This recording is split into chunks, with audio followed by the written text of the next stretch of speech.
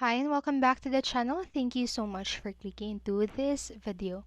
So in this video, I am going to teach you how to make your Counter-Strike Go or Counter-Strike 2 more colorful as you play the game. So make sure that you stay until the very end of this video so you won't miss an important step or information. And without further ado, let's get on it. So if you want to make your game look better, so here's how you can do it. So first, right click on your desktop and select NVIDIA control panel, and then after that click on to the adjust desktop color settings in the left panel. So as you can see here in the photo, and slide the digital vibrance slider to the right and to increase the color saturations, and just simply click apply.